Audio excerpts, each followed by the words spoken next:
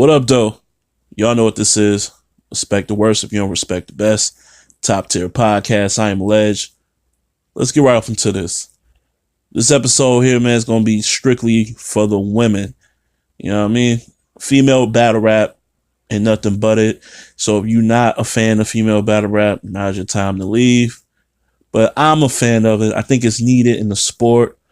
I think they have a lot to offer, and I feel like they've been underutilized, undermarketed, and just, it's just been unfortunate because there's some talent over there with the ladies that needs to be brung out to the forefront. Actually, there's been some good battles this year, too, when you think about Mulatto Black versus Cheddar, and you think about earlier with December on Cold Case on Black Ice, when you talk about Coffee Brown against Vixen the Assassin. Obviously, E Hart did her thing versus Stewie. So, and there have been some other matchups. I just recently seen, yesterday, I seen Lady J versus Yoshi G. Good battle. And there's been some good battles that needs to be talked about more.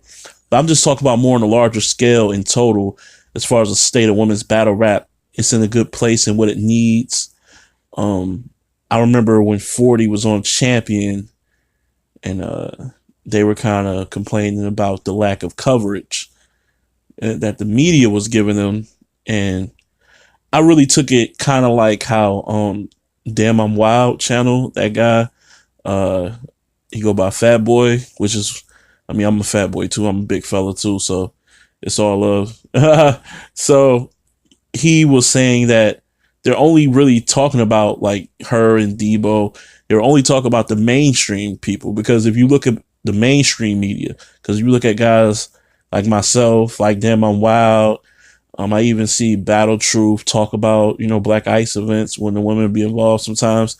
They get talked about. So I don't know what I think their gripe is more so along the mainstream. And I think, you can't look for mainstream to help you out when you're not mainstream. You get what I'm saying?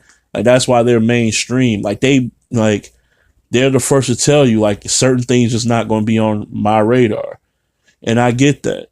But you have to do your due diligence and your homework and know that, there's plenty of other resources to utilize in order to get women's battle rap popping again. And it just starts off with just learning and knowing that you can't rely on one source. And what I mean is, we love Queen of the Ring, but for battle rap to flourish for the ladies, they can't just have one league. There has to be another league out there that we find or that somebody creates that gives another platform for the women, because, it's going to become this whole, if it ain't on Queen of the Ring, it doesn't matter. And that's just not true. And we don't want the ladies to feel like that. You want your shine, you want your just due. So there should be more leagues. There should be more leagues, more competition, more tournaments, more classes and divisions.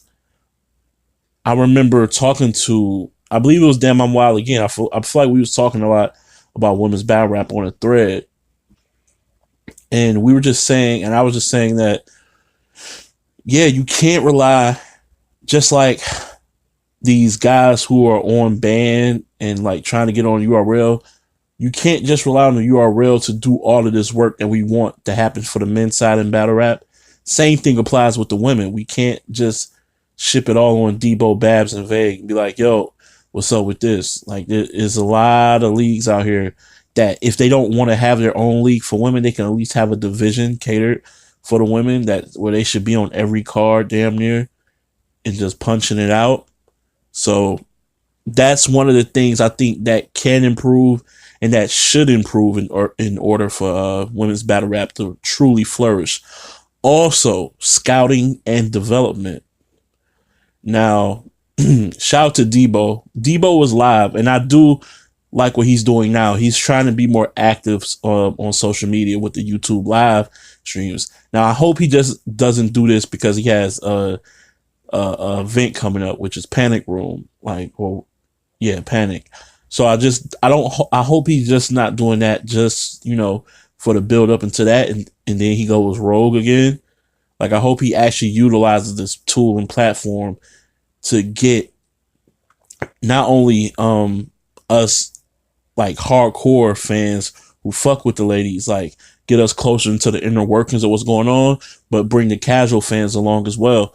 So I hope he sticks to that. But on that YouTube live, he was saying that I was asking him about scouting and development. I asked him, did he have like any regional scouting? And his reply was, that's a good question. I'm working on it, but I don't really have nobody that can do that. And I just feel that's so unfortunate and sad almost, because I'm pretty sure that he could. I don't think he's reached out and I'm not sure. I don't know him. I don't know how hard he's pushed for that to be like, yo, I need scouting. Let me put this out there. Yo, anybody want to scout for me? Contact. I don't think he's just putting that out there. It seems more of a like, if I ran into it, then we'll talk about it. Like, if you're not actively pursuing these things, I don't know how much is going to get accomplished, to be honest with you. So scouting and development to me is paramount, because I think when you look at the job that Norbs has done over the years, I don't think they just scout, bring a guy in, and then just let him do whatever. I think they work with them guys. I think they talk to them. I think that there's some type of verbiage where they understand I have to get better in these aspects behind the scenes, and putting them in different settings is a way of developing them. You know what I'm saying? Even if it's not on a technical sense with the structure of their rounds, but just putting them in different environments, different scenarios against different styles. It helps. Like, they might figure it out on their own on what they need to fine tune. So scouting and development is another key to the women. Sometimes I feel like some women just come in whatever they came as, that's who they end up as. You never see a true growth. Like, when was the last time like a woman that came into the game was very not when you say underappreciated, but just wasn't as convincing to the fans and unanimously thought of as maybe like a low tier person who just rose and developed out of nowhere? Like, I can't really think of nobody right now. Maybe somebody who's a little more in tune with it can name somebody that's kind of an obscure name, but nobody that hit the mainstream that's considered top level of the females. You feel me? So scouting and development is another key to look for, in my opinion. Also, marketing. I brought up what Debo is doing with the YouTube live. He's interviewing these ladies, so for people live can kind of get more of their personality, because by and large, most of these women, they don't really market online. You don't really see them doing crazy promos and shit like that. You'll see them come, rap, and that's it. See you on the next card.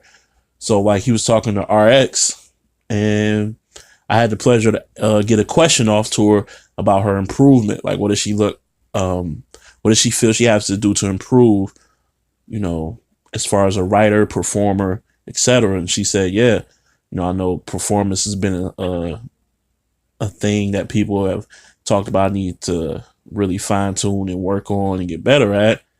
And I feel like that now that she realizes that and she's aware of it, I think she will to some degree. I don't think she'll do anything out of character that takes away from her writing ability, but she acknowledged it. And I think just that one question can let you know what type of person she is, because every chick there probably wouldn't have said that. There's a lot of women who's like, I don't need to improve, or probably would have gave a terrible answer, or would have said something like, it doesn't matter, I don't need to improve anything, So you have to really pay attention to the marketing. Also, And I'm not saying just for looks or what they look like, but also just more so on a personal side. And I don't just say this for the women. I say this for the guys too. Like URL, King of the Dot, and all that. I feel like these channels need to be utilized for things more than just the battles. I feel like I say that a lot on here. So if another league comes, if you include Queen of the Ring, I feel like using these channels to really buffer. And I'm not talking about, because I feel like they only, it's either their matches are going on, a trailer, an announcement of another battle, and maybe a music video from one of them. That's kind of what you see on every channel. Like, I want a little bit more than that. I just need a little bit more. Some sit down interviews, or maybe like two women who like had a war, slugfest. You had them sit down and watch their battles, and they talk to each other like, how do you, basically like what Avocado's doing and Ruin Your Day with the watch battles. But most of the time it's just random people watching somebody else's battles, except for the time it was Hollow and Tay Rock watching their battle versus each other. Have something going on like that where, I would love to see where 40 and Jazz started their battle versus each other. Or, or like if Black Ice did it with Vixen and Coffee. Like, things like that. Just market them. Like, I want to see that. Debo also brought up, because he asked, should they do more cross matches where it's like Queen of the Ring women versus Bullpen or the URL? Everybody was in agreement to saying yes, except for me. And I was trying to explain why, but it's hard to like type in a live chat when all of your comments are just going to scroll up into the abyss, and he's never going to scroll down to read it.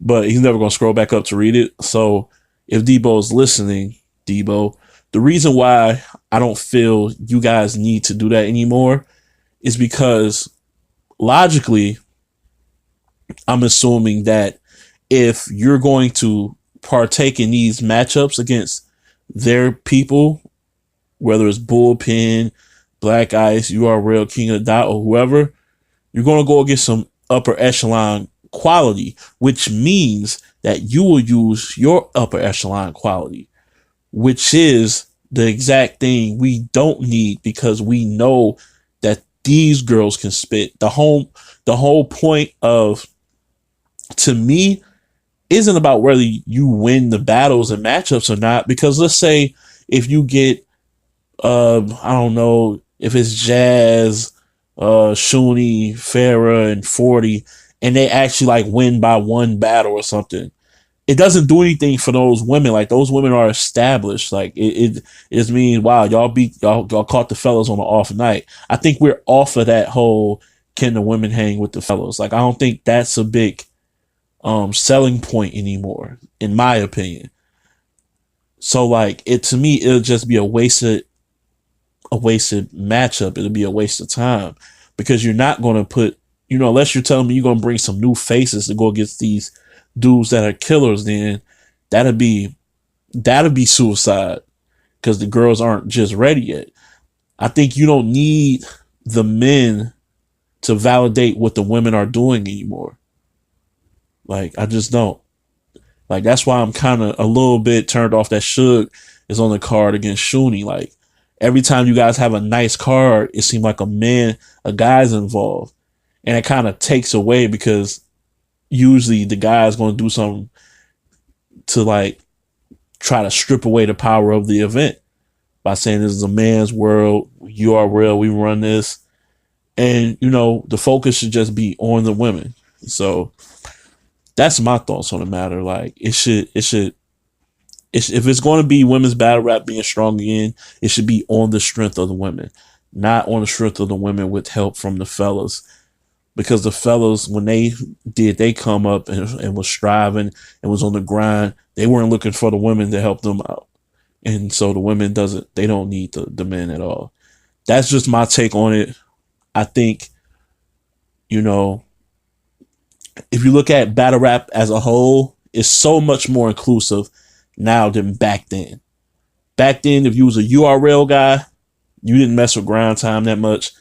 A lot of grind time kids wasn't really that, or it wasn't as impressed with URL as we were. And so it was very territorial. Same thing with how dudes view the women's game. Like I watched the dudes, but I ain't really watching the chicks like that. All that is old news, man. Now it's a wide open game, and I think the women now more than ever can really take off. Like I said, there's some fire women, man. Like I'm said, Yoshi G, Mulatto Black, and Matrix. Both of those women are dope when they're on their A game.